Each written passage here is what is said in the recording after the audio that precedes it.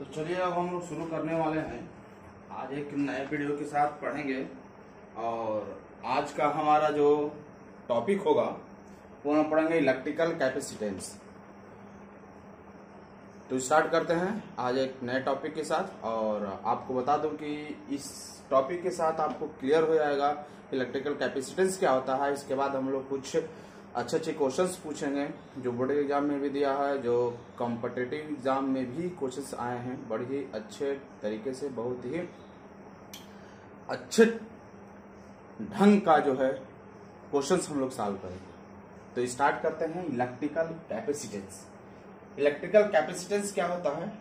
तो ये होता है measure of ability of a conductor to store a charge. यदि किसी कंडक्टर के चार्ज स्टोर करने की कैपेसिटी का हम मेजरमेंट करें, हम कह सकते हैं electrical capacitance is a measure of ability of a conductor to store charge is called electrical capacitance और कैपेसिटी ऑफ कंडक्टर। हम कंडक्टर की कैपेसिटी को, जैसे सपोज दैट आपके पास एक कोई कंडक्टर हो और ये कंडक्टर पर हम चार्ज स्टोर करना शुरू करें, तो इस कंडक्टर अंदर कितनी कैपेसिटी है, कितना चार्ज स्टोर कर सकता है, अगर इसका हम मेजरमेंट करें तो उसको हम बोलते हैं इलेक्ट्रिकल कैपेसिटेंस। यानी किसी चार्ज का, किसी कंडक्टर का चार्ज स्टोर करने की क्षमता, चार्ज स्टोर करने की एबिलिटी, उसको हम बोलते हैं चार्ज स्टोर करने की कैपेसिटी, उसकी क्षमता का जब हम मेजरमेंट करते हैं तो वो होता है इलेक्ट्रिकल कैपेसिटेंस। और साथ ही साथ आप ये भी जानते हैं कि यदि किसी, जैसे सपोज कंडक्टर और कंडक्टर को अगर हम चार्ज देंगे तो इसका कुछ पोटेंशियल इसमें राइज कर जाएगा। पहले जितना पोटेंशियल होगा उसका कुछ क्रिएट, यानी इसके पास कुछ पोटेंशियल आ जाएगा। और अगर चार्ज देंगे तो पोटेंशियल धीरे धीरे बढ़ता जाएगा, और चार्ज देंगे तो पोटेंशियल बढ़ता जाएगा। मतलब कि पोटेंशियल जो होता है वो चार्ज के डायरेक्टली प्रोपोर्शनल टू होता है। तो हम कह सकते हैं कि चार्ज जो है हमारा directly proportional to the potential.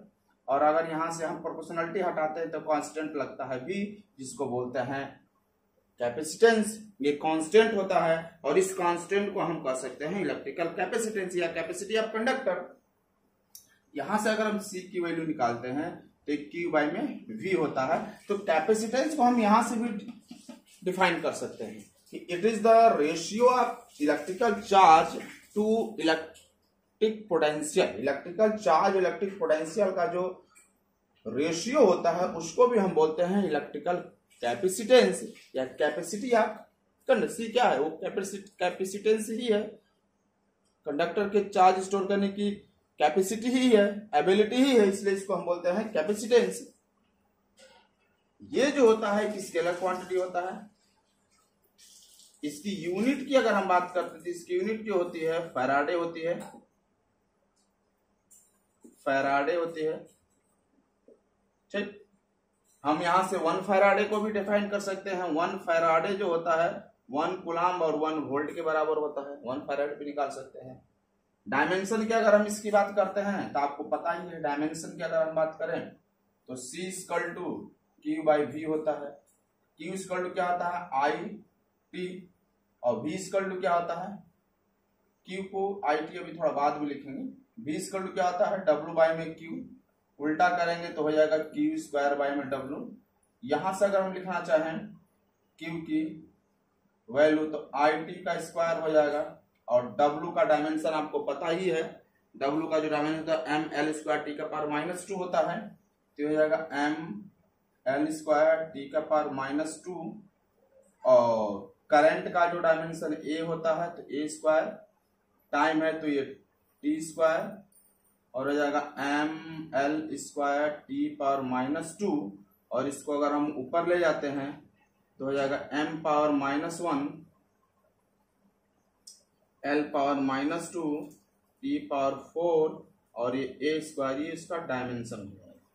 साथ ही साथ जब हम न्यूमेरिकल प्रॉब्लम पढ़ेंगे तो कुछ हमें मेजरमेंट की भी जरूरत पड़ती है, जिसमें हम कहते हैं 1 micro farad equal to 10⁻⁻6 farad होता है।